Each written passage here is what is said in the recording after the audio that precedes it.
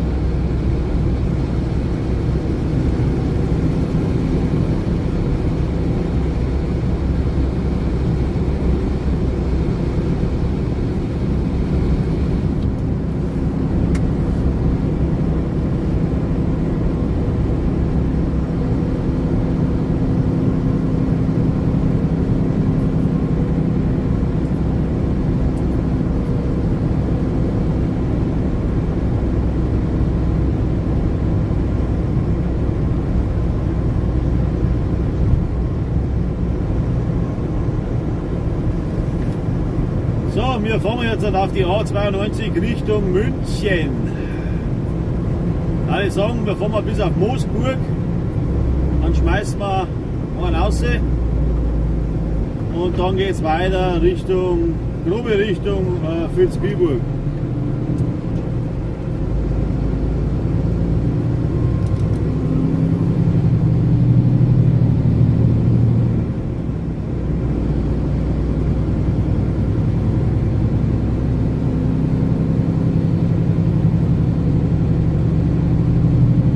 Ja, die Autobahn hat mich wieder. Oh Gott.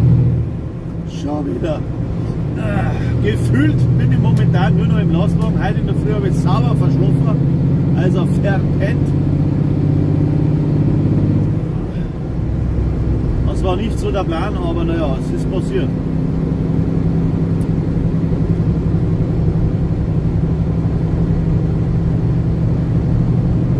Fahren durch Mercedes Artigo 16 Tonnen. Wie halt allweil. Oder oft, sagen wir so. Und jetzt halt auf dem Weg nach Moosburg. Und ich wünsche euch einen schönen guten Morgen.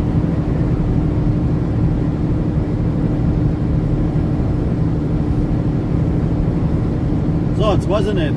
In Englisch auch noch, next destination, Moosburg, Highway 92. Autobahn ist schon Highway, oder? Ja, freilich. Wobei mein Englisch ist früher am Arsch.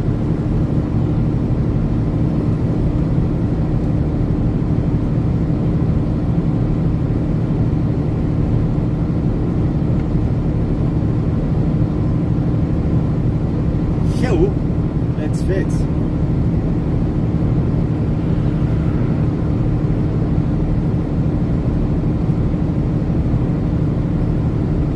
Ja, das eine in der Früh ist wieder saudumm runtergegangen, ich stehe auf, denke mir nichts Schlechtes, lass einen Kaffee runter, sitze mit der Wein auf der Couch. Habe ich nicht freiwillig im Sitzen eingeschlafen. Meine Fresse. Und dann kommt meine Frau daher und sagt, du, es war 3, ich weiß ja nicht, aber hast du heute Urlaub? Sag ich nein. Das ist ja ganz gut. Aber was machst du dann noch da? Sag ich, ja, das frage ich mich auch. Ja. Mit Hosen eingesprungen und dann ab. Und jetzt sitze ich im Laster.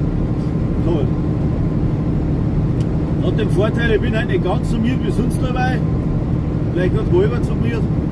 Dann geht mir vielleicht mein Goschen ein bisschen besser.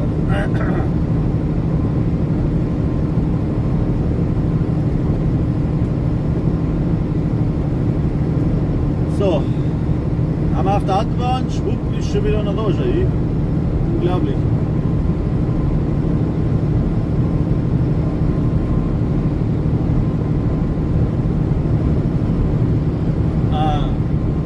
Kollege,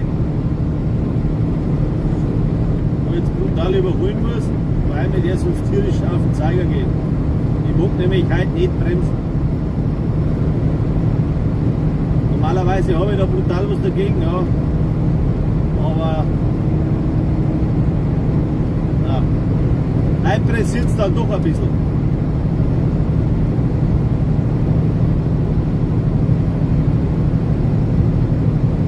Jetzt schauen, dass wir die ersten 2 Stunden ein wenig was rausfahren, weil ich eben verschlafen habe. Also brennt auf, das ist ein nice. So. Mittendrin stand noch live dabei. Einfach einer sitzen, Beifahrer machen, ausschauen. In der Nacht sieht man leider nicht so viel, weil eben finster geht. Es hat die Nacht so an sich. Einen Mond haben wir auch keine, dafür haben wir brutalen Nebel. Sieht man zwar jetzt in der Kamera nicht, weil er nicht so tragisch ist. Meine Kamera das außerfiltert, wie auch immer, keine Ahnung. Es wird der Weißabgleich sein oder weiß ich nicht, was das macht. Auf alle Fälle schaut es in der Kamera aber hübsch klar aus. Aber wenn man da noch so ausschaut, ja, das sind nicht Milchglas oder so.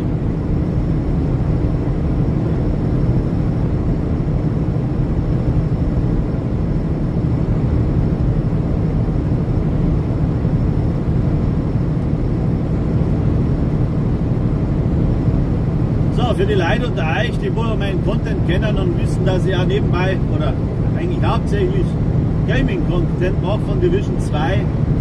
Es ist ein Public Test Server am Start. Heute um 14 Uhr geht's los. Ich werde mir bemühen, da auch ein bisschen mitzumischen und das Ding einmal zum Testen, was da so nächstes Jahr oder in der nächsten Season dran kommt. Aber ich kann euch noch nicht sagen, wann ich dazu komme. Mit Sicherheit komme ich in der Nacht von Sonntag auf Montag dazu, wenn ich nicht wieder verschlafe. Ob ich jetzt dann im Wochenende mal unter Tags dann dranhänge, könnte passieren. Kommt drauf zusammen, wenn meine Frau mit tut. Weil dann werde ich das so machen, dass ich im Discord sitze mit einer Open Lobby. Ja? Also jeder darf reinspringen, jeder darf mitquatschen, weil ich glaube zu wissen, dass der nur auf PC ist und wenn die Playstation-Spieler was probieren wollen, dann darf jetzt gerne zu mir einer. Ich werde das dann zusammenstecken, was der eine oder andere für Ideen hat und das dann einmal laufen und testen und schauen, wo es da so geboten wird in dem ganzen Ding. Das einmal so nebenbei. Also wenn ich online komme auf den Server, dann mit einer Open Lobby. Discord ist bei mir in der Bio drin, beziehungsweise auf meinem Kanal. Und da könnt ihr dann gerne joinen und ein bisschen mitquatschen. Das macht aber keiner, weil jeder sich ins Hemd kackt, dass man das Verkehrte sagt, aber ich gehe mir davon aus, dass der, wo dazu springt bei mir, sich auch weiß zu verhalten, wenn er öffentlich im Stream steht. Wenn nicht, dann muss ich den leider wieder rausschmeißen. Aber das ist ganz klar. Weil es gibt halt einfach nicht nur nette Leute. Aber ich muss sagen, bei meiner Community habe ich jetzt keinen dabei, wo ich sagen kann, ui, ja, aber zufällig mit jedem klar. Und es sind ausnahmslos coole Leute dabei. So, und jetzt soll ich wieder mal bei Feier zeigen und weiß nicht, was ich geschmissen habe. Wo ist denn das Feuerzeug? Will das einer sagen? Wo ist die Hoderzaus? Kann jetzt sein, wo ich das Scheißding hinsteckt.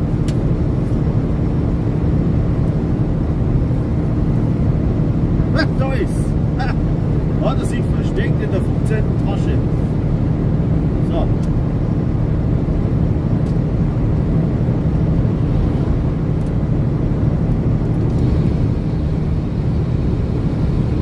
Jetzt sind wir wieder bei der Musik. Und zwar gehen wir jetzt Richtung, haben wir gestern schon gehabt, Wallersdorf. Auf der linken Seite sieht man eine, ja, wie sagen wir da, eine Lichterschein. Das ist die neu gebaute BMW, wo ich sagen muss, die haben das innerhalb, glaube ich, von einem Dreivierteljahr auch über die Stadt gebaut. Wie das übergeht, habe ich keine Ahnung. Das geht aber so brutal schnell. Fast über die Autobahn auf ist noch nichts da, wenn es da mal kommt, steht schon die Hälfte. Ein Wahnsinn, was die da über hinstanzen, das ist brutal.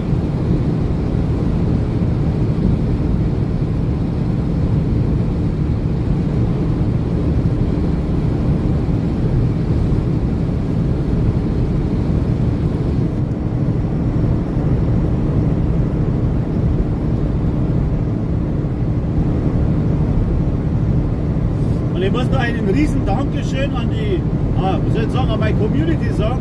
Ich habe es auch tatsächlich geschafft, dass ich so 3000 Follower habe bei YouTube.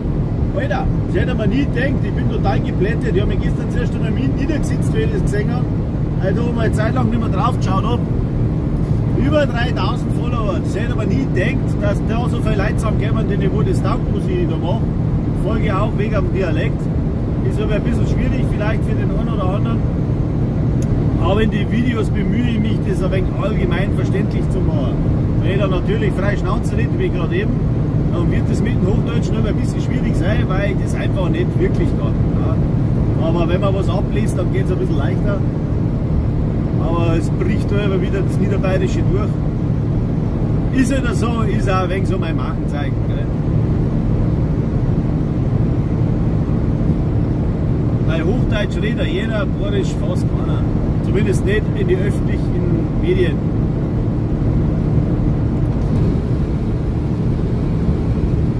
Hat natürlich für mich auch einen kleinen Nachteil, dass halt viele mich nicht anschauen können, weil sie halt nichts verstecken. Oder nicht viel. Aber ich sage mal, man muss schon ein bisschen authentisch bleiben, ich kann mich nicht so weit verlieren, außerdem wirkt es dann gekünstelt. Wie in manchen Videos von mir, weil ich es halt schon probiere, dass jeder versteht, weil ich möchte ja, dass ich verstanden wird, wenn ich irgendein Infovideo oder irgend sowas raushaue, ja, dann versuche ich mein Niederbayerisch ein bisschen zu unterdrücken, aber wie gesagt, es bricht halt immer durch. Gell? Einen schönen guten Morgen, Steven. Hi, hello.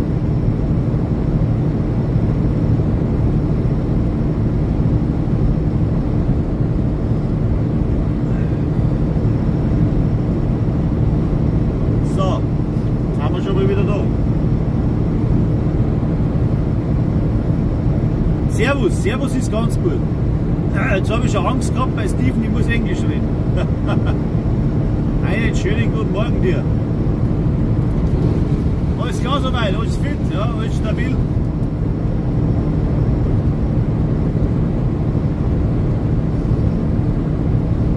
Ja, mein Kaffee war halt irgendwo schlecht drin.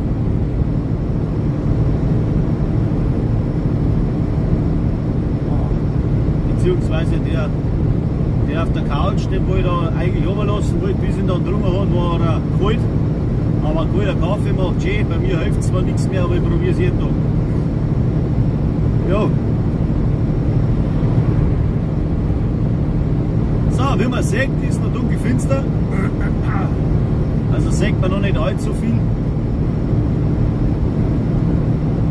Und auf der Autobahn sieht man auch nur 3 Striche oder 4, aber wenn es dann schön wird, beziehungsweise irgendwann einmal hell wird, dann sieht man auch was von der nice Umgebung.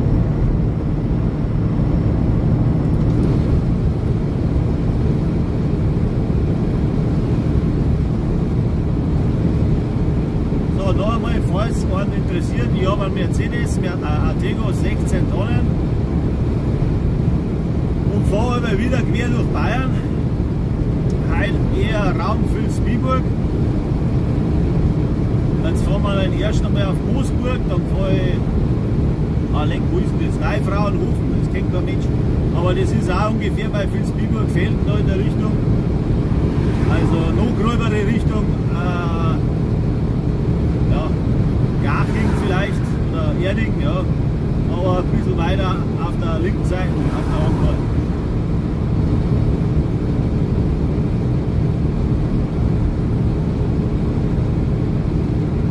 Was vielleicht auch ganz lustig ist und vielleicht auch zu wissen, wenn man dann später wieder dazuschalten oder einfach dran bleibt.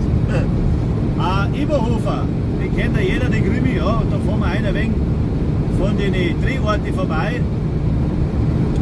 Aus der Polizeistation in Landshut, die müssen wir auslassen, weil die habe ich nicht auf der Platte. Aber die Metzgerei Simmer, da fahren wir fast direkt vorbei. Beziehungsweise ich werde versuchen, dass ich dran vorbeifahre. Und der bekannte Eberhofer Kreisel ist halt auch wieder mit drin. Da haben sie tatsächlich einen Aufsteller aufgestellt. Also der Aufsteller so an sich, dass man aufstellt. Gell? Nein, aber der ist aus Blech. Da haben sie einen Simon und einen Bastian ein Denkmal gesetzt. Wahrscheinlich, weil sie so stark gefreut haben, weil in der Gemeinde Draht wird. Und seitdem das da Draht wird, hat sich die Gemeinde dann doch ein bisschen geändert. Scheinbar kriegt die ein bisschen Geld dafür. Haben sie einen Friedhof saniert und einen Stadtplatz saniert und ein paar Häuser neu runtergestrichen. Jetzt schaut das schon wieder besser aus wie vor ein paar Jahren. So, jetzt habe ich einen Haufen Scheiß verzeiht, aber was ich sage, das stimmt. Ich fahre tatsächlich durch die Drehorte durch. Ich habe da ein bisschen nachgeschaut, dass ich auch irgendwas verzeihen kann und auch weiß, wo die Dinger sind. War gar nicht so einfach. Aber naja, da werden wir da des späteren Stunde da mal vorbei huschen. Und die meisten Sachen haben in Landshut, Frontenhausen, da in der Umgebung Draht worden. Und der erste Teil, wo der Container vorne draufklatscht, also so ein Baucontainer, weil der Haken reißt, ich weiß nicht, ob das irgendwann gesehen hat. Mir gefallen die Dinger, weil der redet wie ich. Und ja, das Niederkaltenkirchen praktisch ist im Grunde in echt Frontenhausen tatsächlich. Wobei es alles zusammengeschnitten haben, was man so zusammenschneiden kann, weil im Film ist es nie so wie in echt. Das sind praktisch die Innenaufnahmen von der Polizeistation hat tatsächlich im Landshut Draht worden. Nein, ich komme nicht aus München, ich bin ein Niederbayer, kein Oberbayer. Darum wird es halt auch ein bisschen schlecht mit Verständnis für manche, weißt du? Servus! Muro!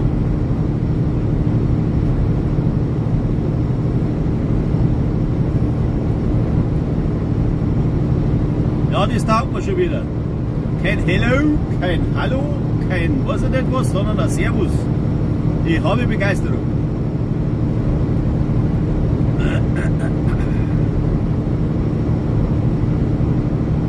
weiß ich wenigstens, wie ich dran bin, gell?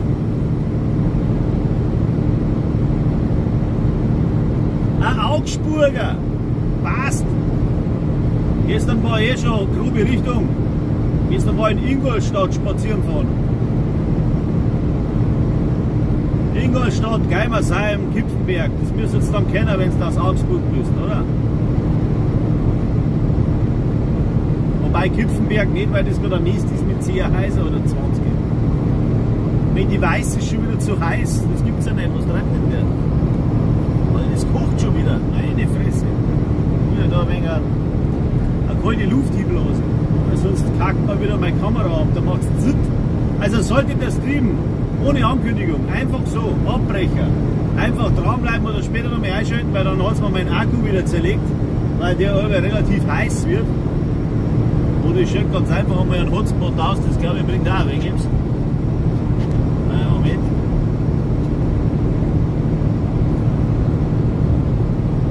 So, jetzt an.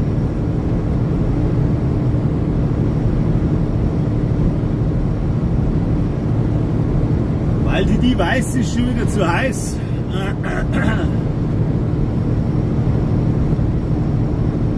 So. Ein nächtlicher Trip auf der Autobahn A92, oder? Ja, 92. Jetzt fahr dann auf Moosburg, von Moosburg auf Neufrauenhofen. Was ich auch noch mal dazu sagen muss, falls einer neu dazukommt, ich bin nach Verkehr, das heißt, ich muss immer wieder ein bisschen aussteigen und was arbeiten und ich darf nicht nur den ganzen Tag im LKW sitzen, Blätter herren und vom Fenster rausschauen, sondern ich muss zwischendrin auch mal was arbeiten. Und da haben sie dann doch einmal einen beschwert und sagen, was ist das was für ein fader Stream, ja, weil sie irgendwo eine Hauswand angeschaut haben. Wenn ich stehen bleibe, dann muss ich das natürlich so machen, dass ich die Passanten, die vorbeilaufen, nicht unbedingt abfilmen. Ja. Also muss ich mir so hinstellen, dass man halt nicht recht viel sieht. Oder ich blende, weil ich bin laden oder bin ausladen. Bin laden, alles klar. Nein, bin ausladen. Und dann dauert das so 10, 15 Minuten, bis ich dann wieder weiterfahren kann. Ja. Und ich sage mal, weil es ist halt ein Livestream und ich kann nichts zusammenschneiden, es ist wieder so wie es ist. Und ich bin halt jetzt in der Arbeit und nicht auf Urlaub und dann ist es dann auch oft einmal so, dass halt, wenn man zuschaltet oder was, ich irgendwo stehe und gerade arbeiten tue, Alter. Ja, dann ist wieder so, gell? Aber das müsste halt einfach, ja, freilich, lange, gute Fahrt ist selber gut. Jetzt in der Nacht ist sehr relativ entspannend, weil geradeaus fahren kann ich schon. Und von dem her alles easy. Wenn ich dann auch den einen oder anderen Chat-Nachricht zu Empfang verloren. Ja, wenn ich dann einen Chat nicht allweil ganz mitkriege, gell, das ist ganz klar, auf der Autobahn, wenn ich geradeaus fahre, da geht es. Wenn ich dann auf der Landstraße bin oder irgendwo in der City, da kriege ich dann 3/4 nicht mit, weil ich kann nicht nur auf meine Kamera schauen, auf meinem Bildschirm, wo das mitläuft. Aber so jetzt in der Früh, so ist ganz gut. Alles im grünen Bereich, weil Safety first, oder? Zuerst einmal Sicherheit und dann alles andere. Aber jeder, der wo ein wenig hier hat, wird das auch verstehen. Manche verstehen es nicht, der schreibt dann wieder einer Huper mal oder trifft mal oder blau oder irgendwas. Leid, ich bin der Simulator nicht, ich fahre original. Und nicht der Euro-Truck-Simulator irgendwas, da wenn es durchs Feld durchheizt, da nichts tut. Ich, wenn das mache, dann habe ich morgen keine Arbeit mehr. Und da ich halt mein Geld mit dem Schmarrn verdienen muss, ist es halt so, dass ich mich schon an die Regeln halten muss. Zumindest zu 98,4%.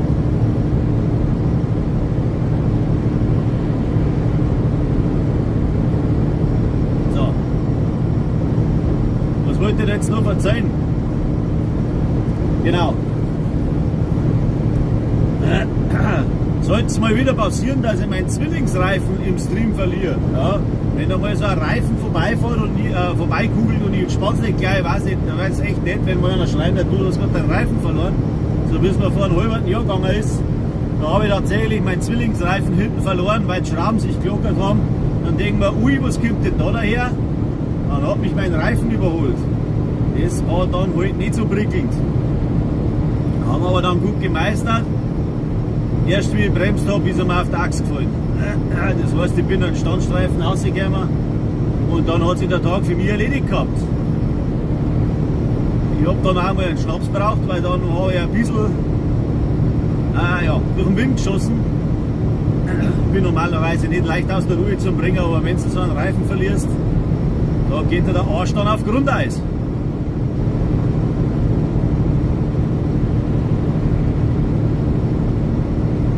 Laut sprechen, ich kann ja nicht so viel schreien.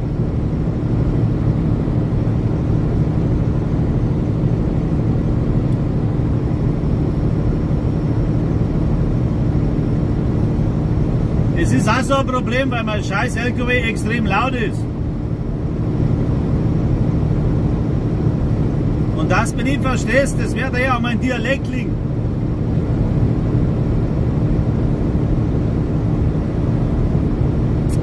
Ich habe einmal ein Mikro gekauft, aber das hat auch nicht wirklich was gebracht.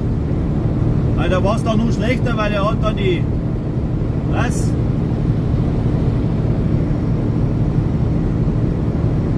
Ja, ich danke dir. Ja, Motor viel laut, das ist bei mir auch nicht anders. Aber ich bin mir schon irgendwie... Ich bin schon gewohnt, dass da so brummt da herin. Ja. Wenn ich auf der Autobahn bin, dann ist das Ding halt auch extrem laut. Weil es ist alte Kiste. Alte Kiste hat nichts Schalldämmung.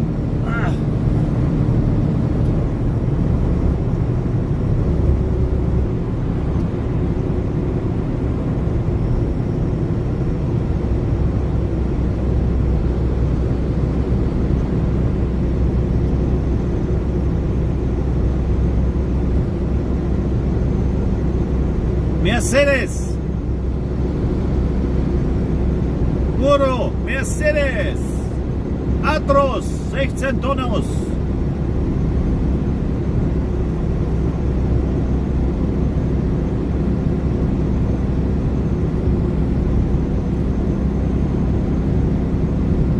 Einen MB, na, Mercedes-Benz, ja, das stimmt genau.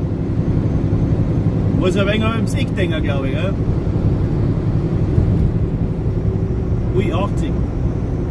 So, das ist wieder mal eine Baustelle, die da ungefähr 5 Kilometer. Und da hat es gestern extrem brutal gescheppert. Weil wieder irgendein so ein Vollheinz in der Baustelle überholt hat, weil ich fahre jetzt da durch mit 80, ist erlaubt.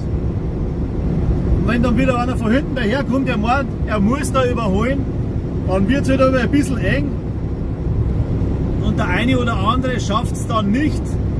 Und dann pressiert es ihm auch nicht mehr, weil er dann an den Betonpylonen dranhängt. Ja.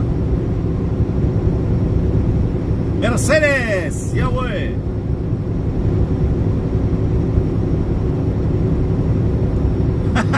Der gefällt mir. Muss ich wechseln? Ja, Scania. Scania ist zu groß. Aber du hast recht, Mercedes ist Schrott in dem Fall. Scania oder MAN wäre geil, aber ich habe eigentlich auch keine Schlafkabine dabei. Ich bin Nahverkehr und habe keinen, wie sagt man da, Trailer. Ich habe hinten keinen Aufbau. Ich habe keine Schlafkabine, ich habe keinen Kaffeeautomaten. Ich darf auch mal ab und zu aussteigen und arbeiten.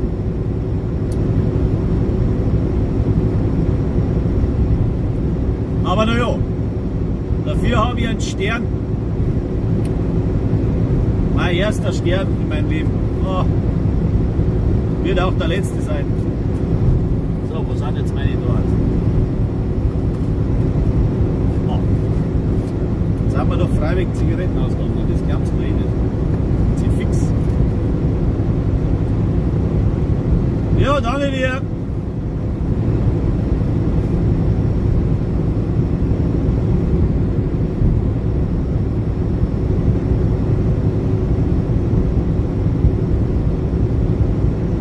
Wir sind bei Dingolfingen, also Dingolfing, BMW-Werk 2.1, 2.2, 2.3, 2.4, 2.5, 2.6 und weiß ich nicht was alles. Aber das ist eine kleine Stadt, man. Sehen tut man es in der Kamera nicht, weil es ist auf der linken Seite.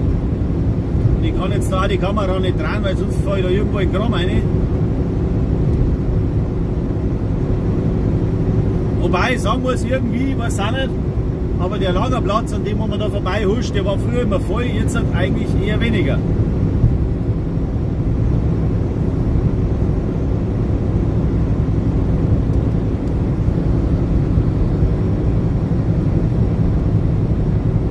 Ja, genau.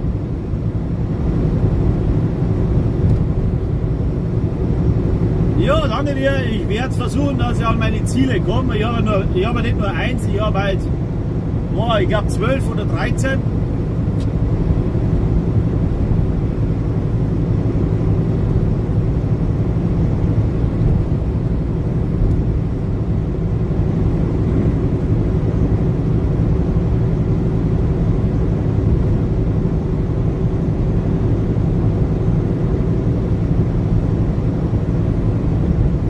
Und ich kann ein bisschen aufpassen, dass ich da nicht versehentlicherweise irgendwo reinschneide. Ein wenig gucken, weil das ist brutal, wenn man das so sieht, was die BMW da hingestellt hat. Bin ich jedes Mal wieder fasziniert. Ich fahre jetzt das erste Mal vorbei, aber das ist echt brutal. So, jetzt ein Baustellenende, haben wir mit einem Drüben auf die Orgel und dahin geht's. Ist jetzt wieder laut.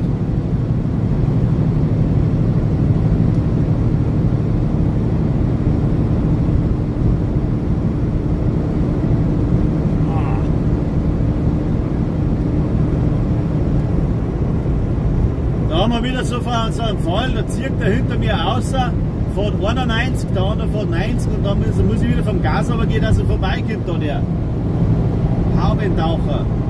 Ja genau, der hat das richtige Beutel auf der Seite drauf. Revolution!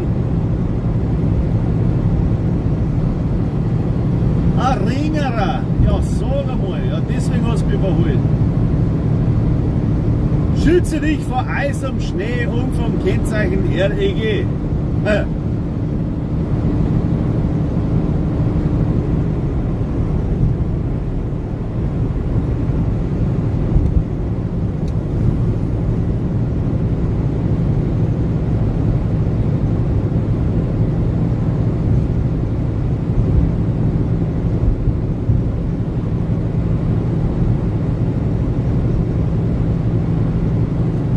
Jo, Bayerische Motorenwerke waren auf der linken Seite zum Sehen.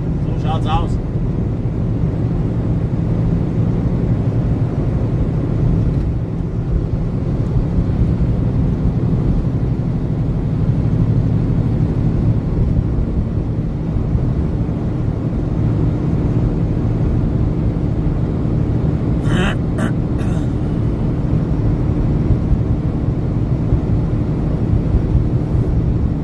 Wie weit haben wir denn noch? 38 Kilometer to go. 30 Minuten, dann haben wir beim ersten. Dann schmeißen wir dem ein paar Salateimer ins Gesicht und dann fahren wir wieder weiter auf Neufrauenhofen. Da geht es dann querfeldein über die Pampa, weil da führt keine Autobahn dran vorbei. Ach, das freut mich jetzt schon wieder narrisch. Und dann weiß ich nicht, wo es da noch hingeht. Weil da darf ich jetzt erst einmal meine Lieferscheine anschauen. Was jetzt eigentlich schnell mal da kann.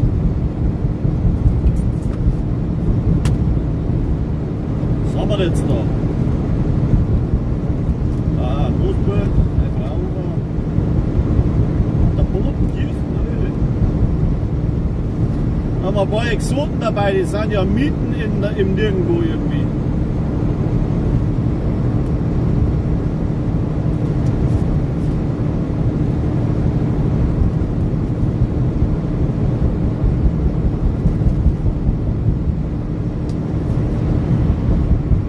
Ja, wir werden es heute umbringen, das denke ich schon kennen.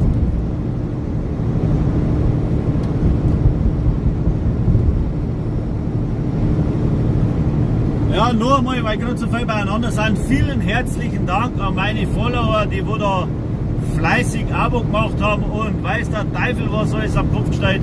Ich hätte mir nicht geglaubt, dass da so viele Leute zusammenkommen, aber herzlichen Dank dafür. Jeder Streamer, jeder Creator ist abhängig von den Leuten, die wo ihn verfolgen und sein Zeug anschauen. Und ich bedanke mich. Ich hätte nicht geglaubt, ich habe jetzt im Januar tatsächlich 500 gehabt. Und irgendwie, ja, gefällt die Leute das, was ich mache. Und jetzt sind es 3000. Für mich eine riesen Hausnummer. Und Kniefall, Hinbück, ja, Verneigung. Ich hätte mir nicht gedacht, dass das so viel werden, muss ich ganz ehrlich sagen. Aber ja, soll so sein. Wenn es dir Leute gefällt, dann taugt es mir auch. Und ja, auf alle Fälle herzlichen Dank dafür.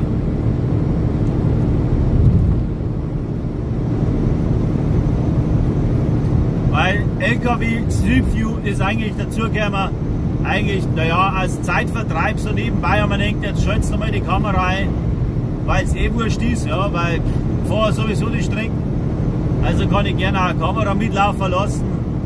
Habe mir da mein Equipment ein bisschen zusammengestepselt und dann habe ich da halt einmal damit angefangen und irgendwie gefällt es doch ein paar Leute, ja. Der eine oder andere ist selber schon mal gefahren oder fährt selber oder einen interessiert es, da sitzt sie mit einer. Wir haben auch einen Haufen tatsächlich Beifahrer, die sind da Rentner, die fahren damit, damit sie sagen, ja, sie sagen aber, ja, damit wir mal ein bisschen rauskommen, gell.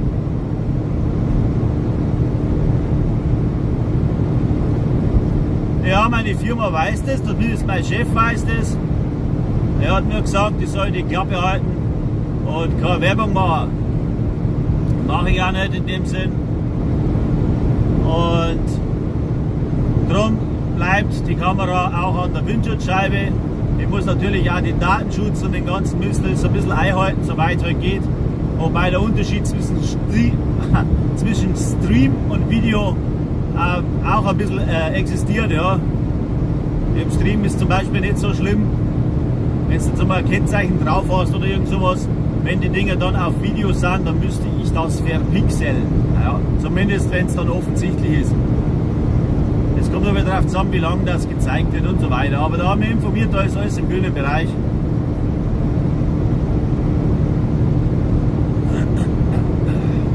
Und in der Firma war es das mein direkter Vorgesetzter, aber das ist dann so gewesen. Also das war es dann halt. Ja. Es schadet ja auch keinen. Ja. Und wie gesagt, ich nehme die Kamera nicht mit zu den Kunden oder irgendwie sowas. Ich sage auch die Adressen nicht, wo ich hinfahre. Auch den Firmennamen nicht, wo ich hinfahre. Also alles im grünen Bereich. Man muss schon ein bisschen aufpassen, das stimmt. Weil in Deutschland ist ja alles verboten, was schön ist. Und da es halt nicht nur freundliche Menschen gibt, sondern auch ein paar Vollpfosten, die wo man dann anzieht, die wo meinen, sie müssen sich jetzt da aufregen oder, ja, weiß auch nicht. Pissen wir immer mal ans Bein, weil es gerade so schön ist, weil ich sonst nichts zum Tun habe. 10 Leute gibt es halt auch. Aber Gott sei Dank jetzt nicht allzu viele. Und darum muss man halt aber ein bisschen vorsichtig sein. Mir persönlich ist es wurscht, weil wenn man in die 70er Jahre oder in die 80er Jahre aufgewachsen ist, da war es noch egal, was man fotografiert und wem das man fotografiert, weil da hat keiner was zu verbergen gehabt. Und in der heutigen Zeit, glaube ich, hat jeder Angst, wenn einer ein Foto macht, weil es ist in irgendeiner Datenbank wieder erfasst. Und wenn man dann Scheiße am Stecker hat, dann wird man halt schneller erwischt. Und ich glaube, an das ist meistens der Grund, warum dass sich da ein paar aufregen. Weil ich habe nichts zu verbergen, wie mir einer filmt oder fotografiert und so. Ich soll machen, wenn seine Kamera das aushält, dann soll es so sein. Und manche haben halt einfach ein Problem. Was auch viele schon geschrieben haben, zum Beispiel, wenn ich jetzt an einer Kreuzung stehe und vor mir ist halt ein PKW, der man sieht, ich versuche aber nicht so nah hinzufahren, weil man halt das Kennzeichen nicht erkennen kann, aber wenn es dann einmal so saudum ausgeht, dass halt drauf ist, habe ich auch schon mal Nachrichten gekriegt, ja, wie kannst du das filmen und Datenschutz und irgendwas. Also da sage ich aber drauf, ja, ich weiß es auch nicht, aber wenn du durch die Stadt gehst, dann liest du einen Haufen Kennzeichen. Aber weißt du deswegen, wer da drin sitzt, wo es der ist und wem das Auto gehört? Nein, weißt nicht. Und genau so ist es, weil da müsst ihr wahrscheinlich beim Fuß stark gehen, auch Dank zu machen. Ja, alles ein Blödsinn. Alles mit Maß und Ziel.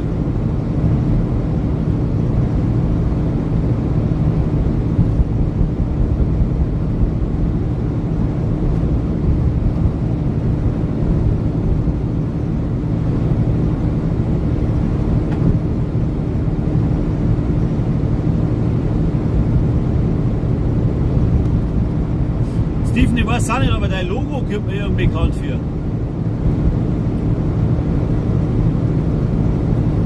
Ah, das war jetzt ein Knick in der Optik. Da ist gar kein Logo nicht drin.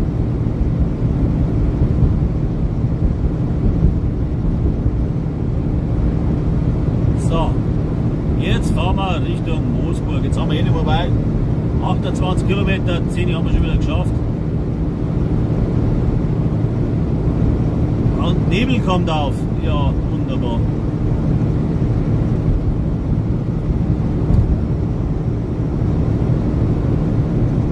Ja, aber ich habe festgestellt, das ist von der Weiten schaut das ein bisschen komisch aus, oder beziehungsweise bekannt. Ja.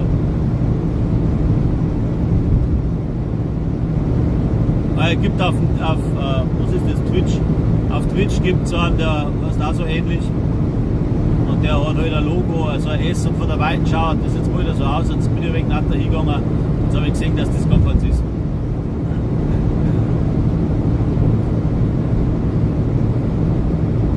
Habe ich mich getäuscht?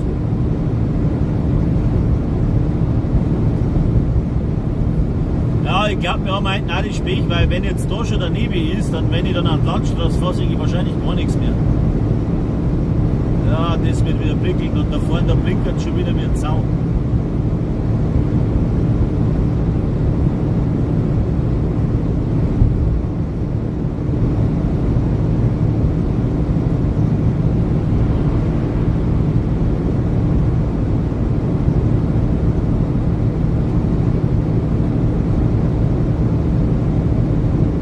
B15N in der Höhe. Jetzt haben wir in der Höhe von Landshut so ungefähr. Jetzt habe ich dann nicht mehr allzu weit.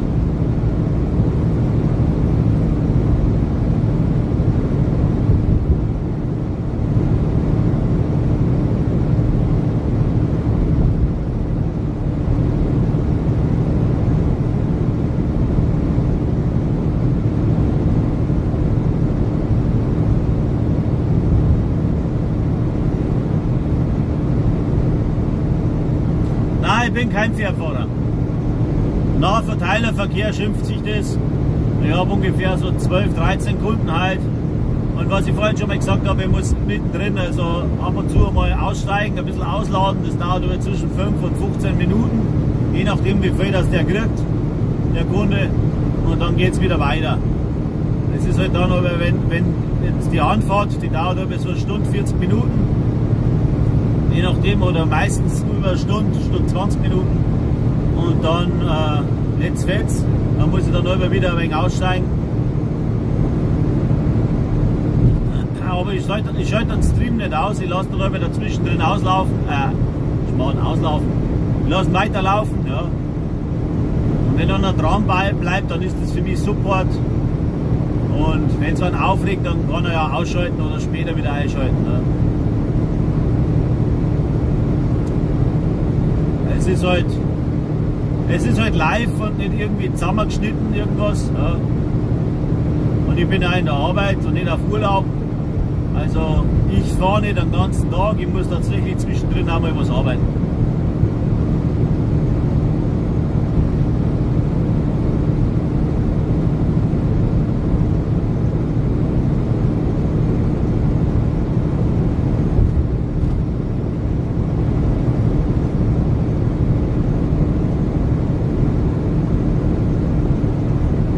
Ja, der Nebel, der wird aber schlechter, gell? Oh je.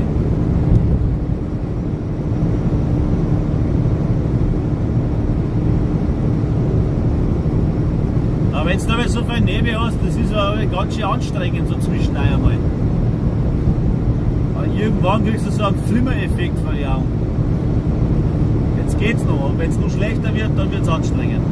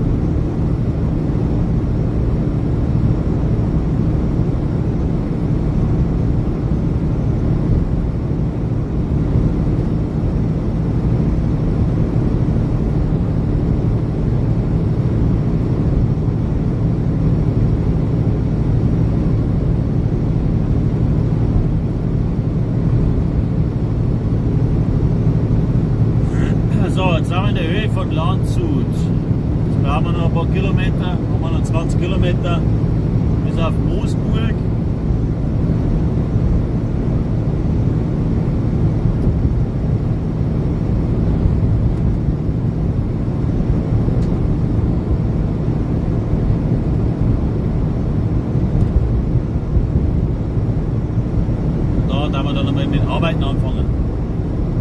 Beim ersten dauert es nicht allzu lang, der hat gerade ein paar Eimer. Sollte sich dann innerhalb von ein paar Minuten erledigt haben. Beim zweiten dauert es dann etwas länger, der kriegt erfahrungsgemäß so ein bisschen mehr. Aber da haben wir noch ein Stückchen hin.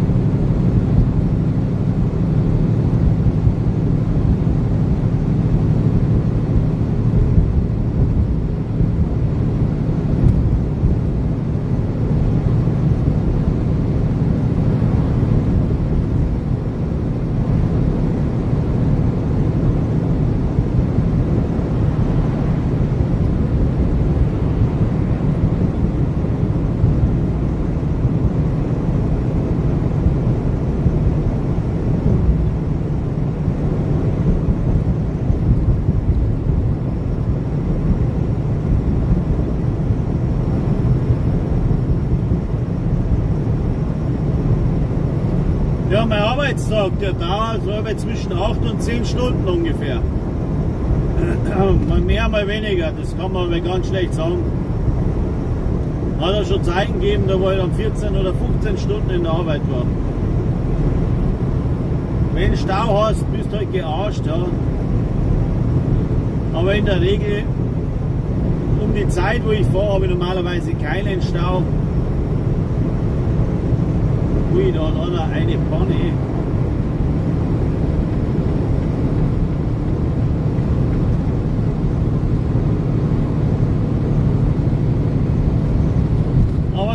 Durchschnitt kann man aber sagen 10 Stunden ungefähr in der Arbeit.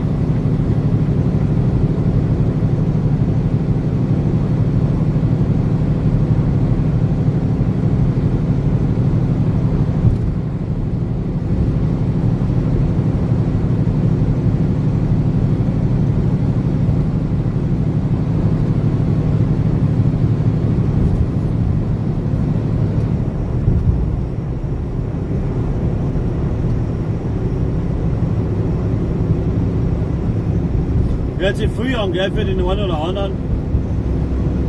Das ist auch. Und dann, wenn man meint, das ist nur LKW fahren, ja, es ist schon anstrengend, das kostet eine Konzentration. Ja. Man merkt es momentan nicht so, aber wenn du dann aussteigst und fertig bist und kommst einmal ins Sitzen, dann merkst du, wie es das Licht ausgehen, weil du einfach müde wirst. Ja. Und das ist halt einfach auch eine Folge von der Konzentration, den ganzen Tag musst du aufpassen. Schaut aber alles so leicht aus, aber du musst immer wissen, was rundum passiert. Dann bist du eigentlich mit dem Schauen gar nicht fertig. Und das, ja, man kann es gewöhnen, aber es stresst trotzdem mal ein bisschen. Aber wenn du was übersiehst, dann scheppert es und das ist nicht gescheit.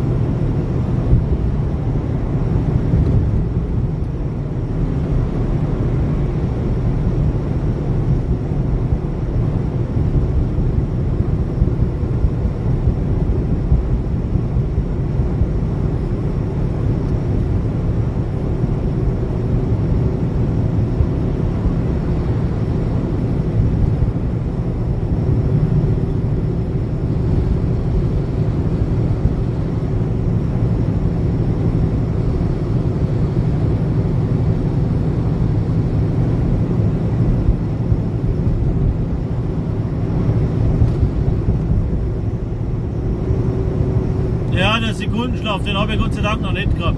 Weil wenn ich merke, dass ich müde bin, fahre ich raus und schlafe runter. Also da bin ich eigentlich sehr konsequent.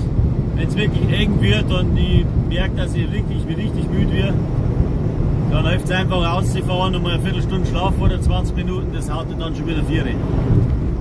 Aber mit Gewalt einfach durchziehen, das bringt nichts. Sekunden weg und du pickst irgendwo an der Leitplanke dran. Es ist wirklich sehr gefährlich. Ja, servus, guten Morgen, Ron. Alles klar bei dir?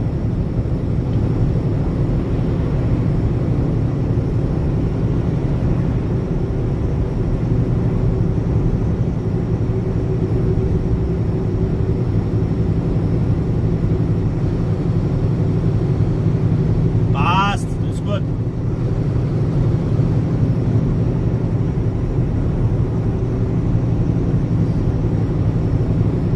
Ich kriege wieder ein bisschen ein Moosburg umeinander. Ja, bei mir auch. Ich habe noch einen in der Früh total verpennt, ehrlich gesagt. Hat mir ein bisschen gestunken, aber meine Hälfte eh nicht.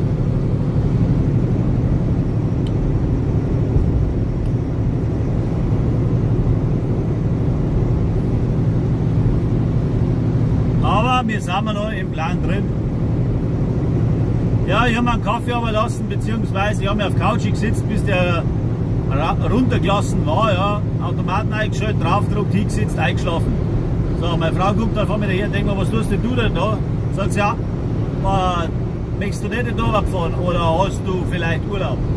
Dann sage ich, nein, aber nicht, warum? Sagt sie, ja, weil es schon 3 ist. Sage ich, what the fuck? Dann habe ich hingesetzt, ja, wird es ungefähr 12:30 gewesen sein, draufgedruckt. Und dann habe ich wahrscheinlich instant eingeschlafen. Ja. Keine Ahnung. Auf alle Fälle das nächste, was ich dann sehe, nach dem Draufdruck, dann guckt meine Frau, da steht meine Frau vor mir. Ah, sagst du, alte Walzen, hast du dein iPad, oder? Sag ich, no, freilich. ja, da sollst du vielleicht einmal in der Arbeit fahren. Dann habe ich mir kurz überlegt, ob ich einen Kopf habe. Und ich denke, das kannst du auch nicht bringen. Dann bin ich doch in die Arbeit gefahren. Nein, Moped gefahren bin ich nicht mehr. Also du, ja, passt. Nein, ich bin echt nicht dazugekommen. Ich bin auch im Sommer vielleicht 5-mal am Bock gesessen, weil ich einfach keine Zeit gehabt habe. Stinkt mir wie Sau. Aber wenn es die Zeit nicht hergibt, dann kann man nichts machen.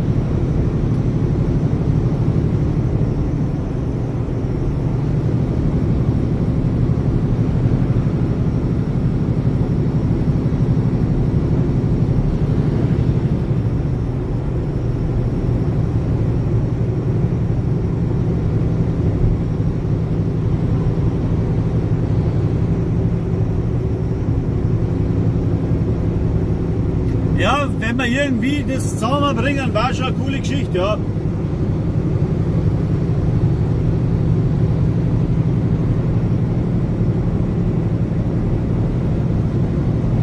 Wird schon funktionieren irgendwie. Gut Ding braucht Langeweile.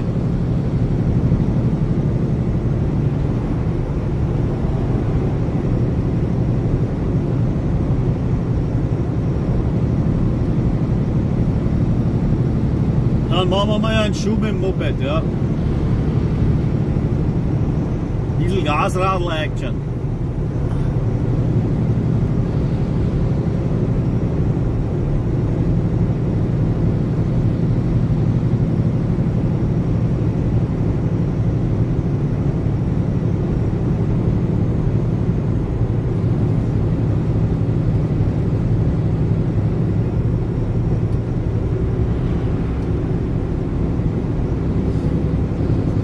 Ja, das können wir gern machen.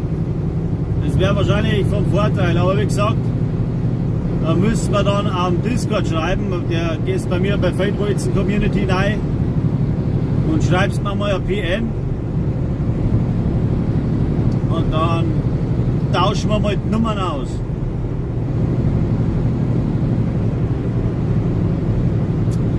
Und dann wird es schon. Wobei ich habe echt immer wenig Zeit, das ist das Hauptproblem. Bei mir müsste der Tag wahrscheinlich 30 Stunden haben und dann war es immer noch zu wenig.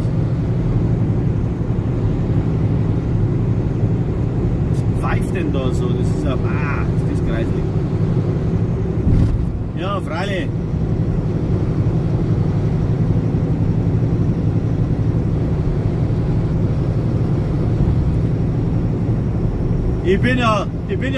Ich bin zwar gefühlt kontinuierlich im LKW, aber es gibt tatsächlich Zeiten, da sitze ich dann auch mal daheim und habe nicht irgendwo irgendwie was laufen, aber da kriegen wir das hin, garantiert.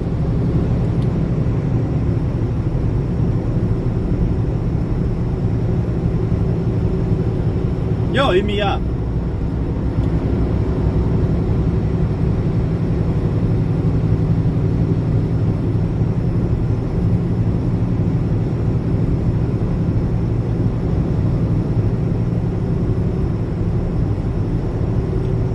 Ja, bleib stabil und hau rein und nervt deine Kinder nicht so, gell? Nicht, dass die irgendwie einen bleibenden Schaden davon tragen. Na, viel Spaß halt. Du bist wahrscheinlich wieder eher fertig als wie ich.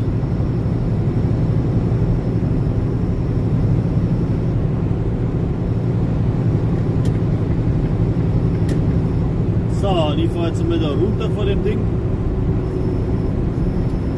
Dann darf wir uns einmal auf den ersten anschleichen.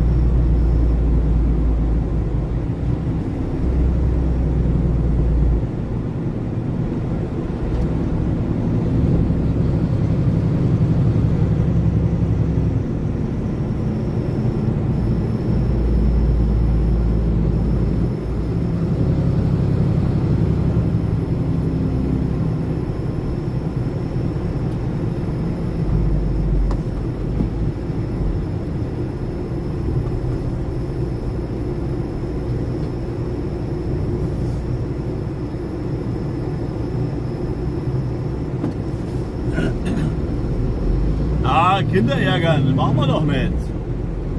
Ja, 11:30. Nein. Naja, mir dauert es ein wenig länger. Ja, 4. nachher.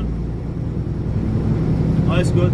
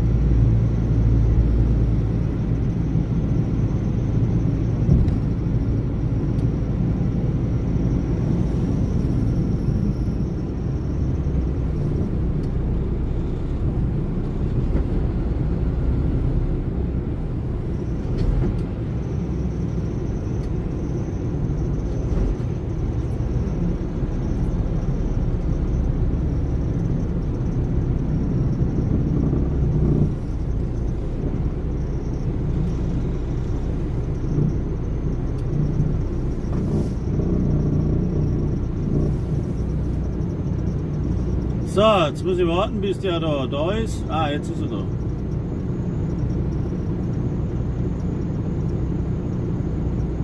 Und der hat da auch die Schließe.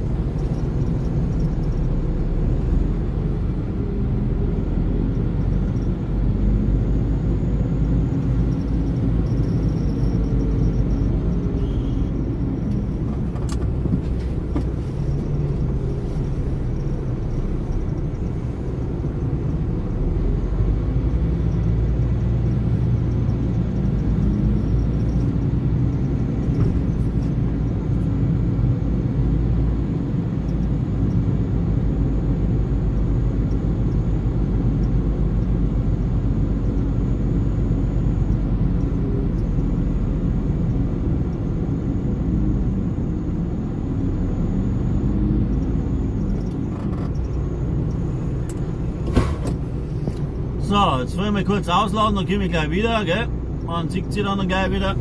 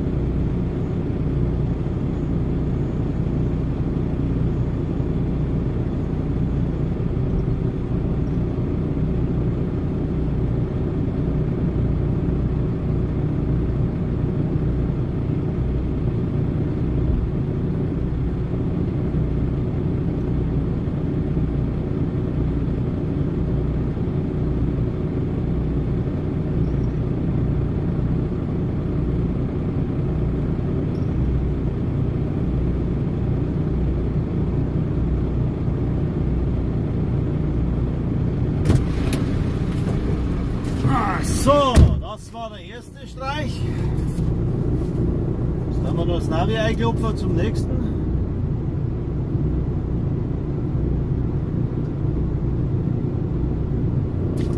Der Lichteinschalten sicher nichts.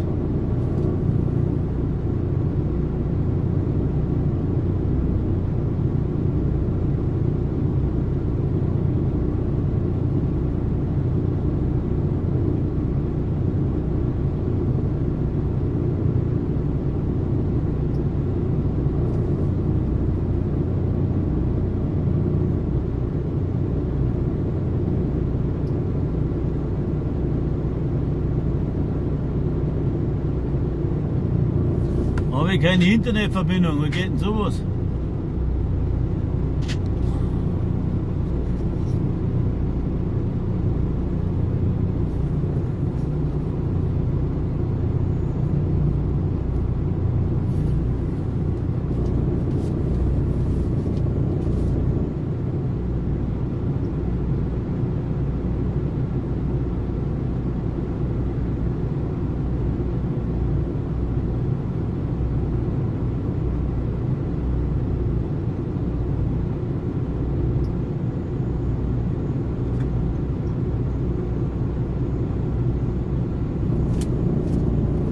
So, jetzt.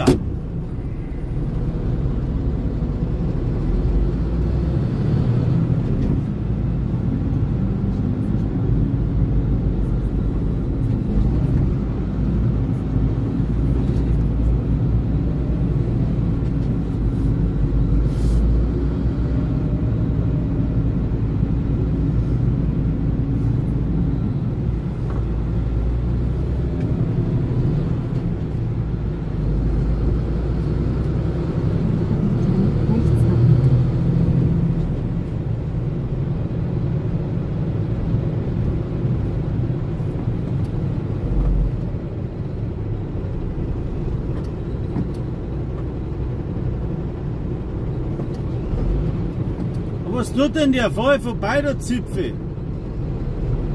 Hey, bist du blöd, oder? Ah, jetzt rein.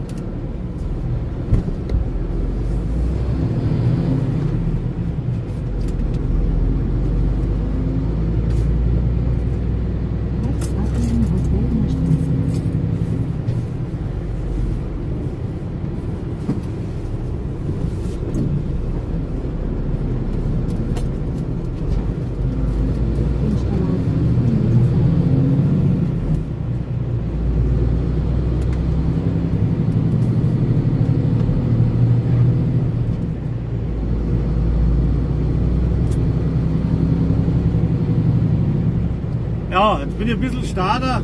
Das hilft aber nicht, weil auf der Landstraße muss ich konzentrieren. Da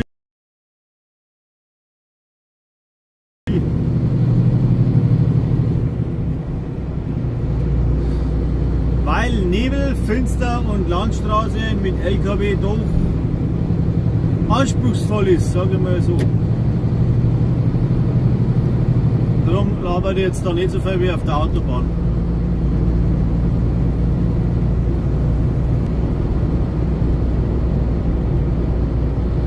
Da eine relativ große Kisten bei so einem kleinen Straßal.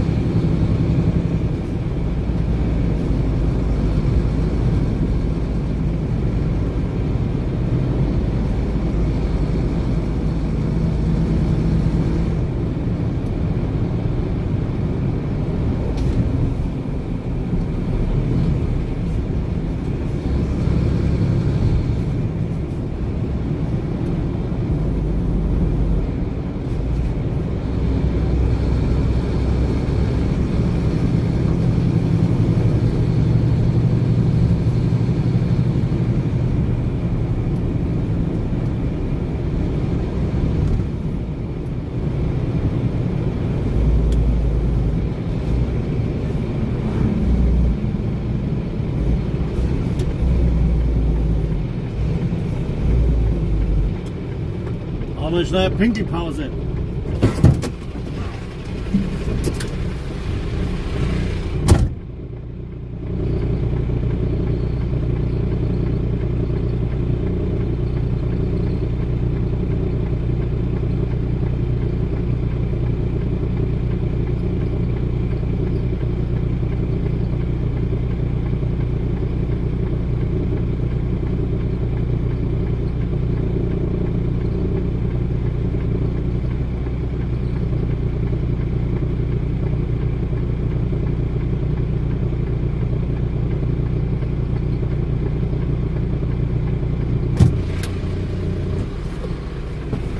So. Weiter geht's.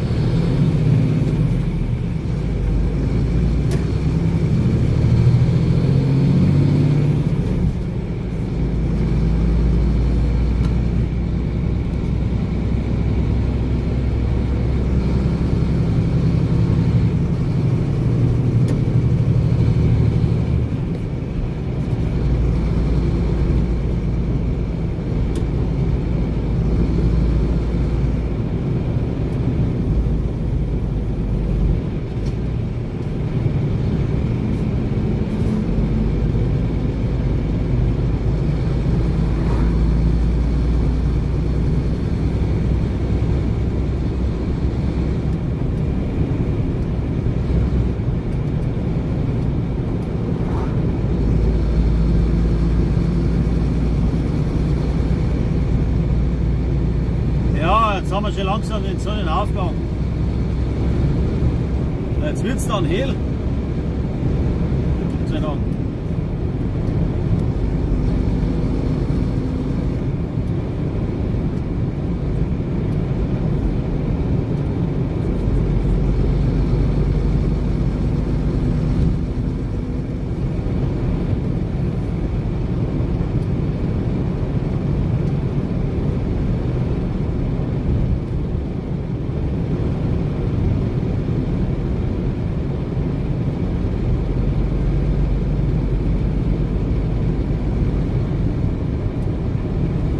500 Metern nach rechts abbiegen, um auf Hauptstraße zu bleiben.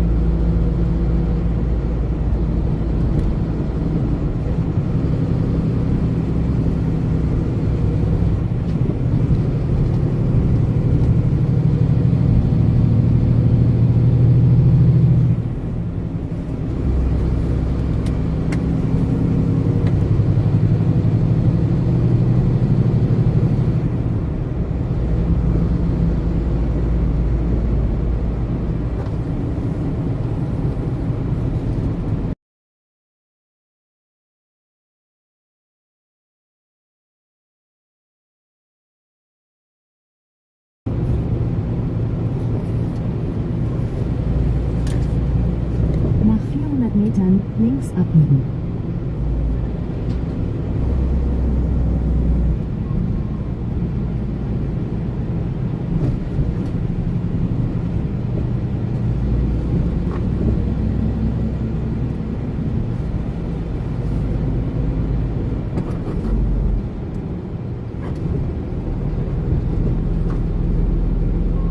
Links biegen, dann befindet sich das Ziel auf der rechten Seite.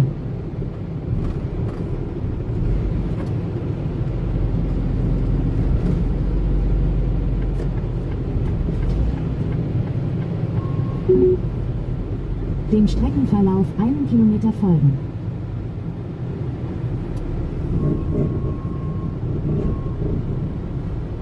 So, also wieder ein bisschen ausladen.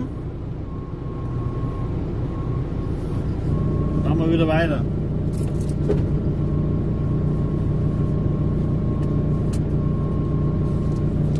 Kommt gleich wieder, dauert ungefähr 5, 6, 7, 8 Minuten.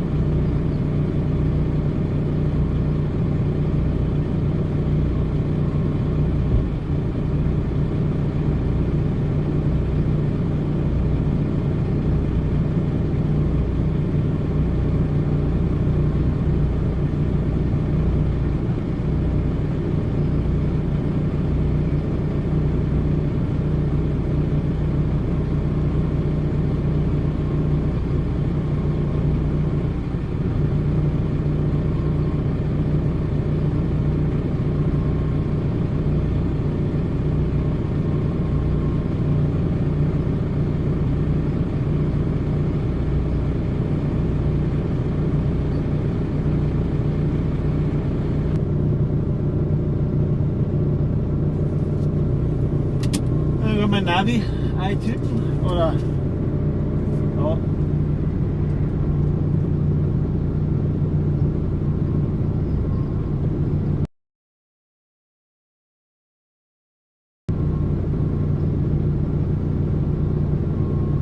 Richtung Nordwesten, dann rechts abbiegen.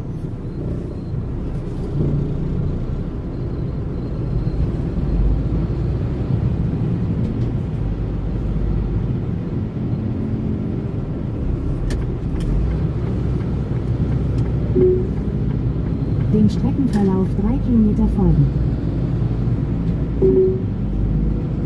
Dem Streckenverlauf 800 Meter folgen.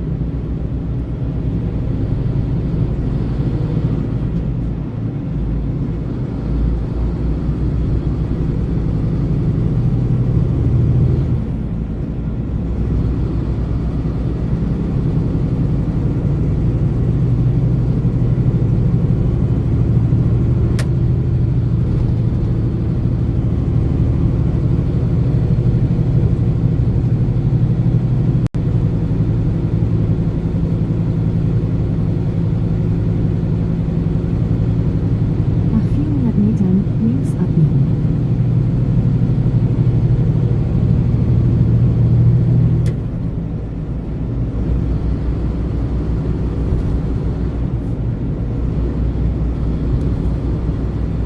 Links abbiegen.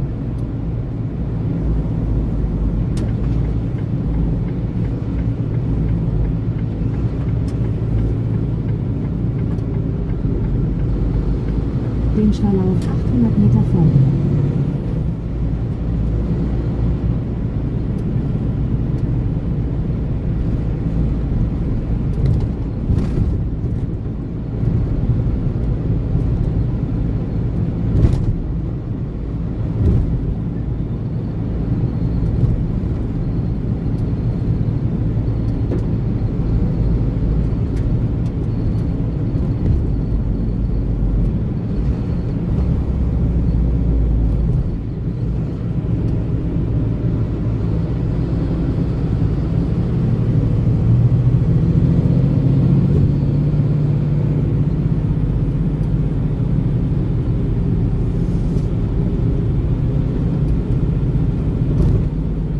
Nach 300 Metern rechts abbiegen.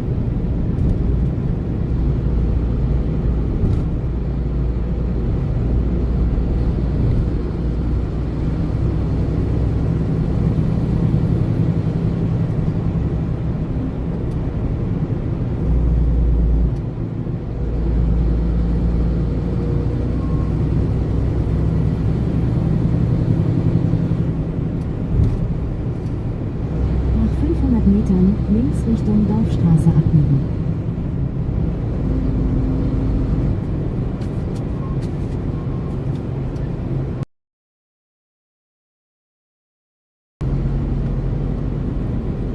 Links um Dorfstraße abbiegen, dann rechts abbiegen auf Dorfstraße.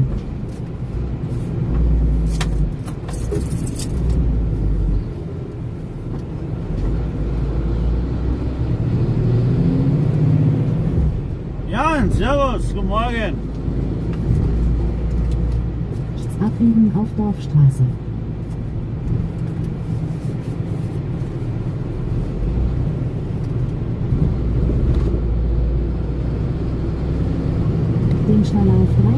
folgen. Weit so gut.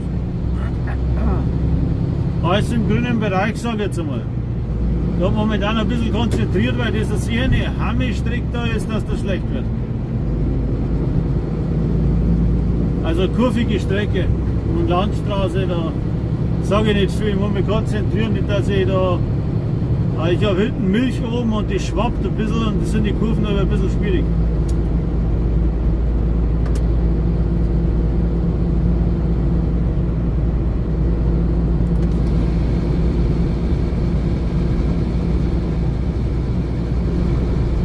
Und selber alles gut, ja?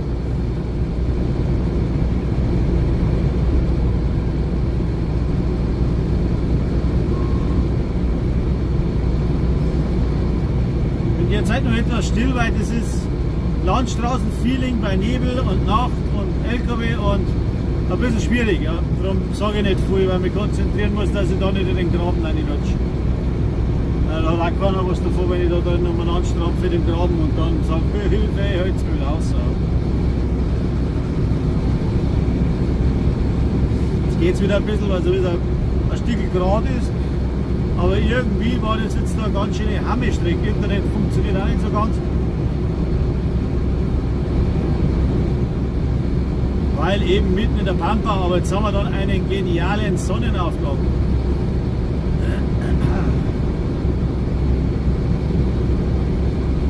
Also rechts hinten geht jetzt dann die Sonne auf.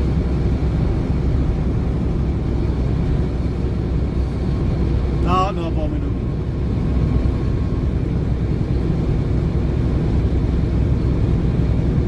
Also im Herbst aber recht lustig, oder recht schön. Unten Nebel, oben Sonne, das schaut aber genial aus.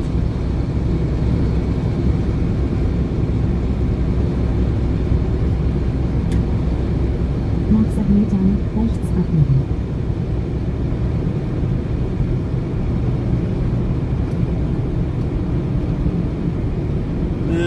Das schaut ein Fernlicht aus, danke.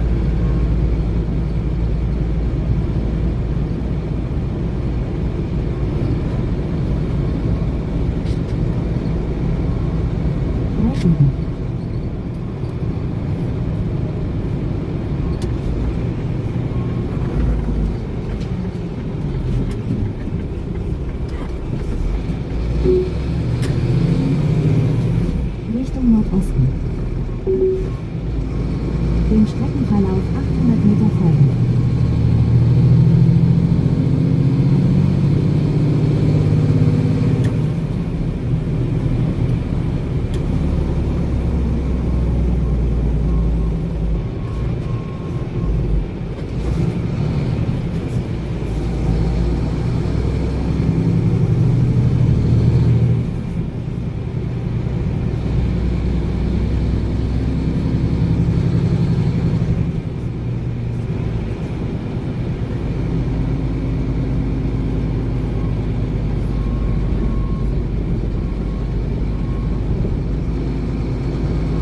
Metern links abbiegen auf B388.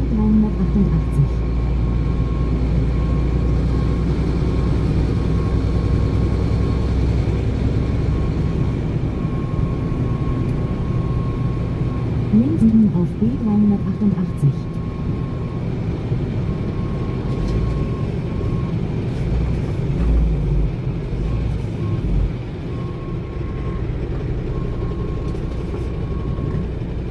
So, stehen wir wieder da. Ich sehe nicht glauben. Mitten in der Nacht und kommen Millionen Auto. Bin jetzt so schnell, bis ich da drüber komme.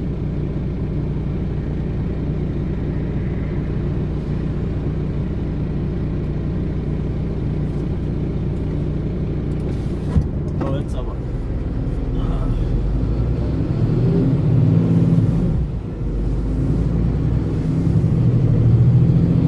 Verlauf von B388 noch 2 Kilometer folgen.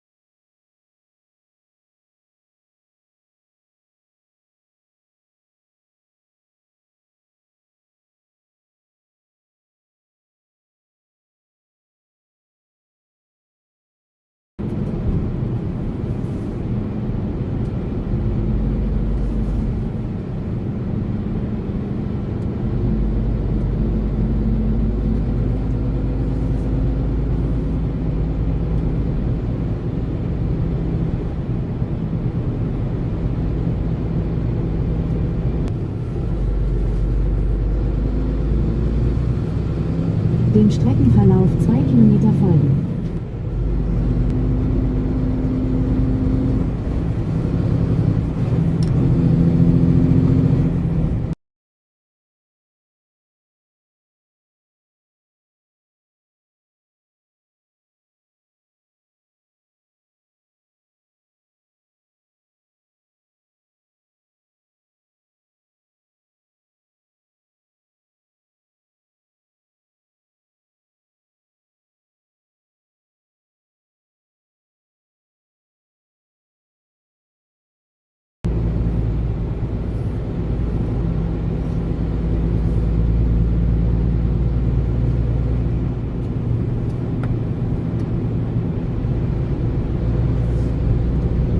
Nach 4 Metern rechts abbiegen auf Sportplatzstraße.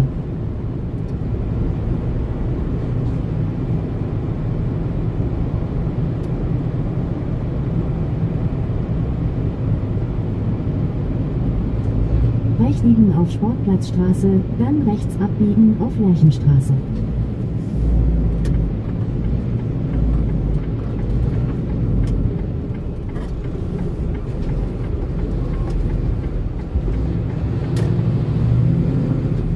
Rechts abbiegen auf Lerchenstraße, dann befindet sich das Ziel auf der linken Seite.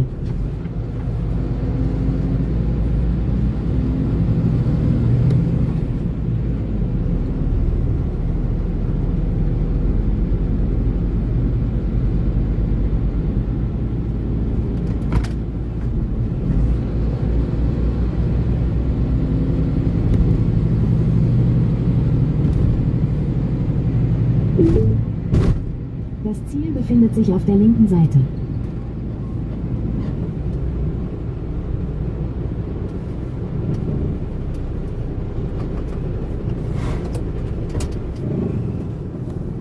So, ich komme gleich wieder mal ein bisschen was ausladen. Dann fahren wir gleich wieder weiter.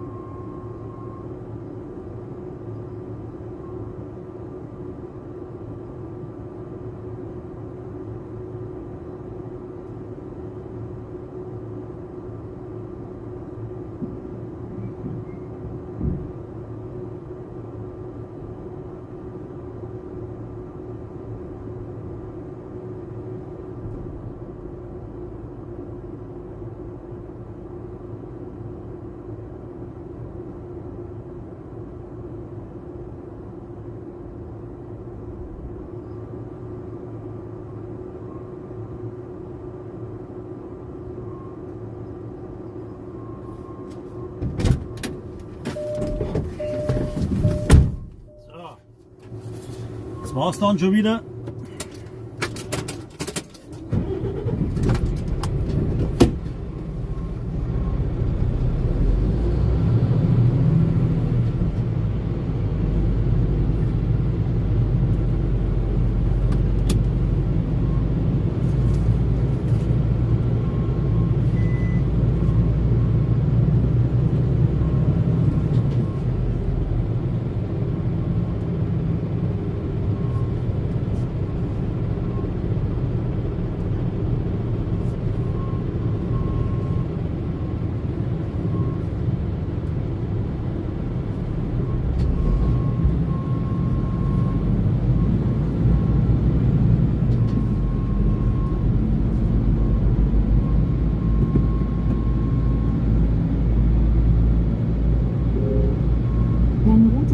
Straßensperrungen auf der Wegener Straße. Du bist auf dem schnellsten Weg. Die voraussichtliche Ankunftszeit ist 6:52 Uhr. Links abbiegen auf Sportplatzstraße.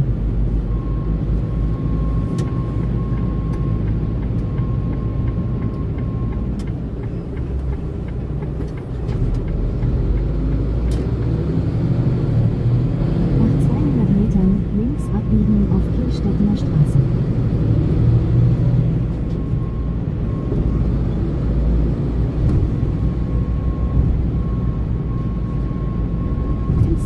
Auf Kirchstedtener Straße.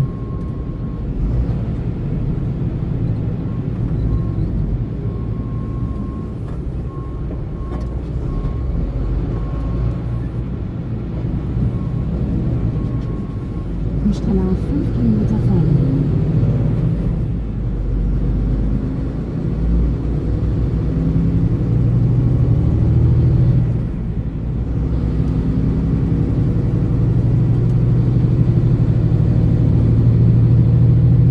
Geht's wieder dahin.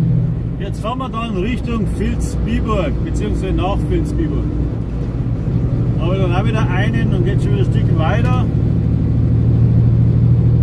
Und da rät das Netz ab und zu ein bisschen schlecht, wie man mitgekriegt hat. Ja. Aber jetzt geht wenigstens die Sonne auf, jetzt wird es wenigstens hell.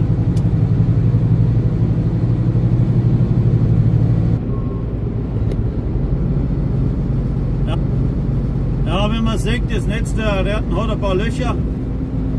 Sorry für das, kann ich nichts für. Hat man mir einer ein Weißbier und ein paar Weißwürste herrichten. Und natürlich Brezen standesgemäß. Oh, das war jetzt echt gut.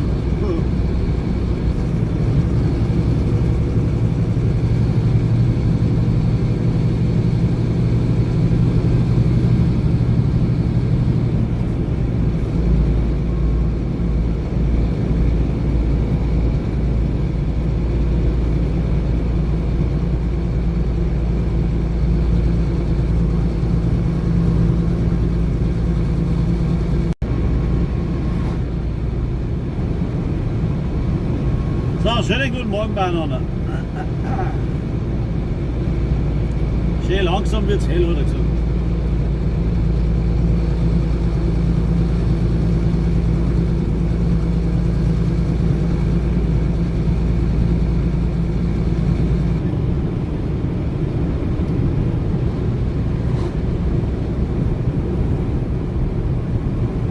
Nach 7 Metern rechts abbiegen auf B388.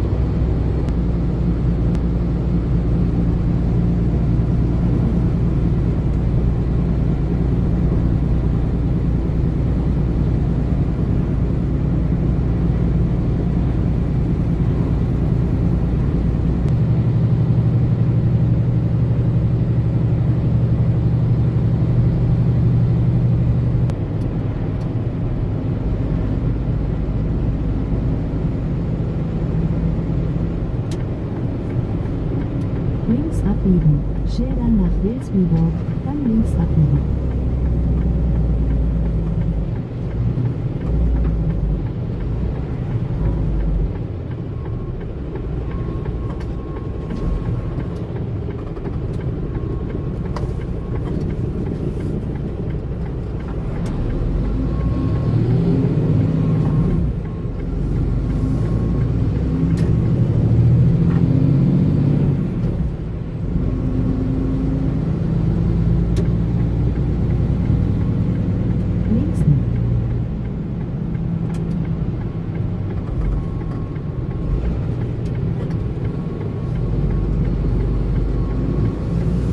Den Streckenverlauf 3 Kilometer folgen.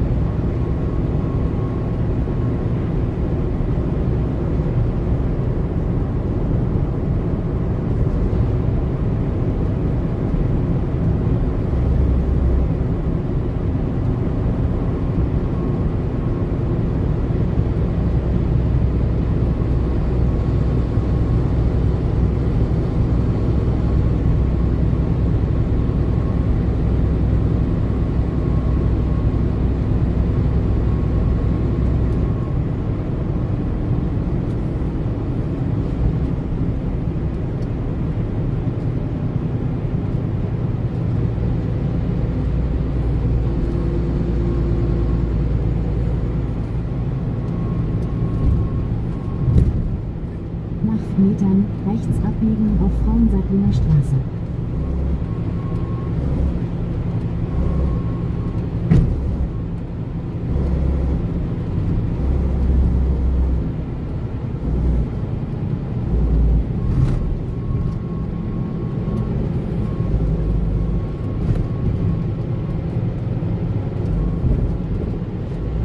Rechts abbiegen auf Frauensattlinger Straße.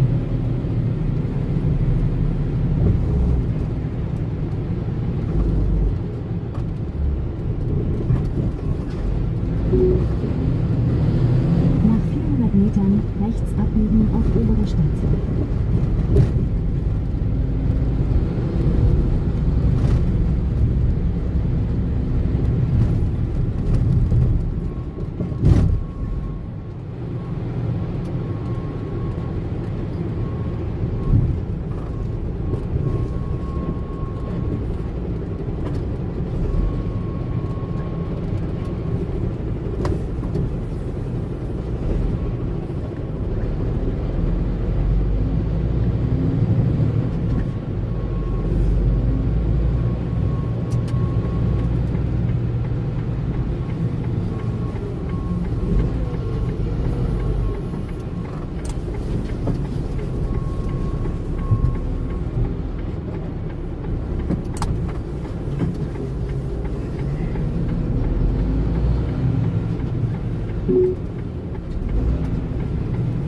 Nach 200 Metern links abbiegen auf Frauensattlinger Straße.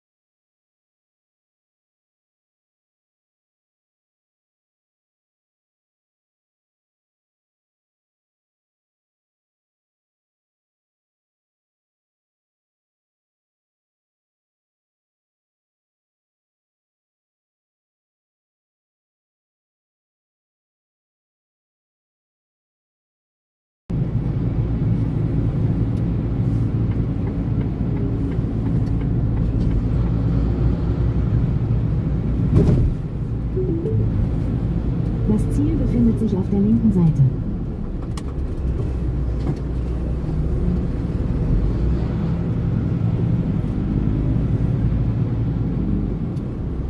So, kurzes Schauspiel und wir gerade ein bisschen was reingebracht.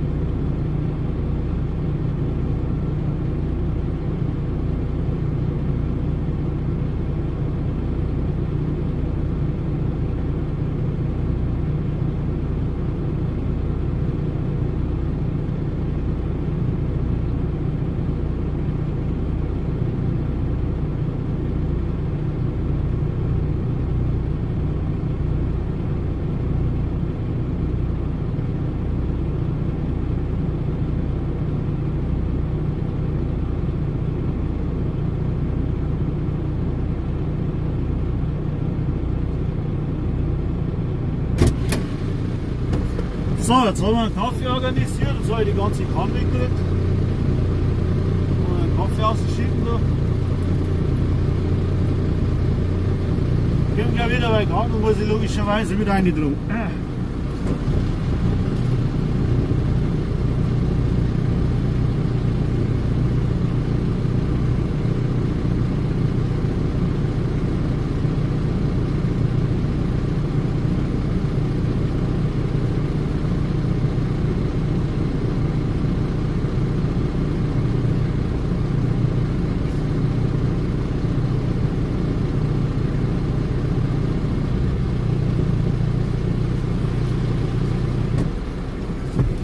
So. Euer Freiwilliger Wurst zu mir geschenkt wird. Tut einmal weiter. Im Text.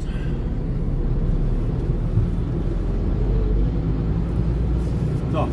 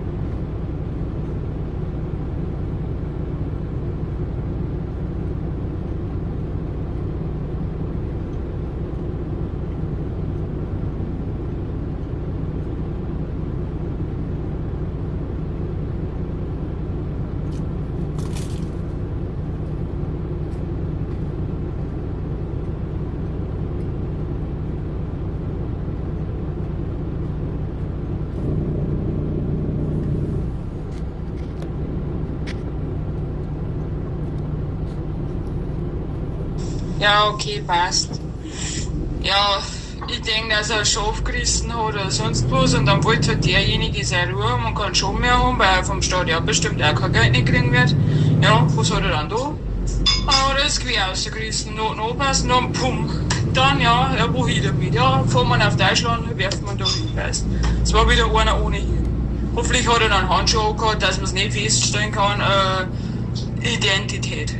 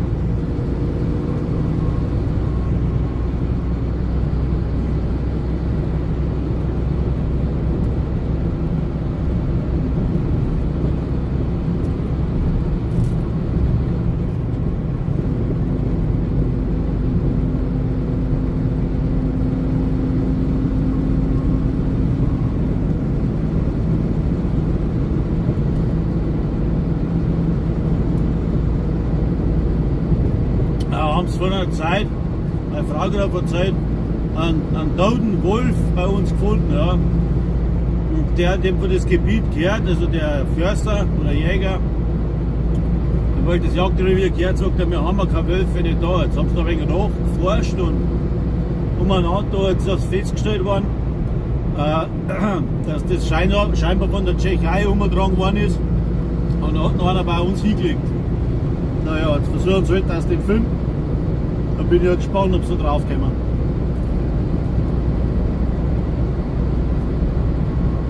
Ich glaube eher weniger. Die Chancen stehen da schlecht. Aber ich sagen muss, es so einen Aufstand machen wegen einem toten Wolf. Schaust verfahren werden kann, er erschossen haben. Der wird halt irgendein Schaf oder was gerissen haben. Oder keine Ahnung. Oder fälschlicherweise abknallt worden, keine Ahnung.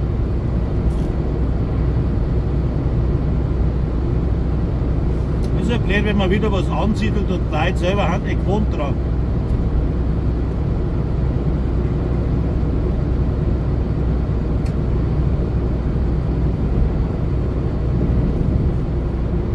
Gibt es dann aber ein paar Idioten, die wo die Viecher dann wegmachen, unnötigerweise.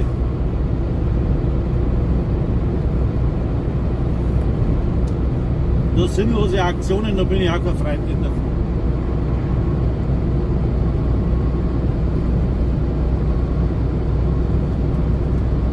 Aber woanders, da wird massenweise Leute erschossen für einen Scheißdreck. Da machen sie keinen so einen Aufstand. Nein, denen gibt man dann nur Geld, damit sie noch ein paar mehr schießen können. Nein, da sage ich lieber nichts weiter.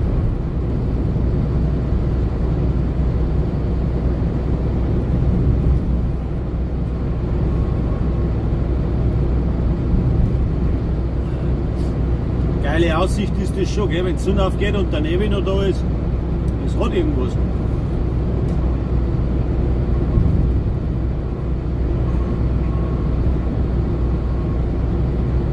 Das sind schon ein paar so coole Momente am Tag.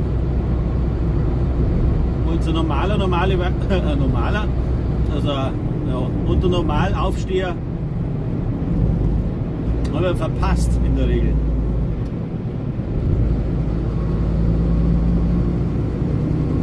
Wenn es halt noch ein wenig schneien darf, dann war das super. Zumindest vom Ausblick her. Ja, ich bin ja gespannt. Der erste Schneegestöber-Stream, auf den bin ich halt schon gespannt. Oh je. Wenn es bei uns im Badischen Wald zur Sache geht, dann schneit es anders dann.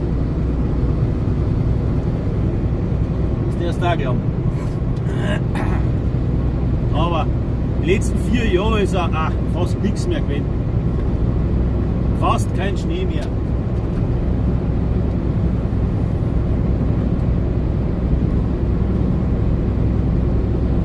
So. Irgendwie ist das eine ganz seltsame Tour. Was sind denn? Jeder kriegt aber gerade ein bisschen was. Bin ich gar nicht gewohnt.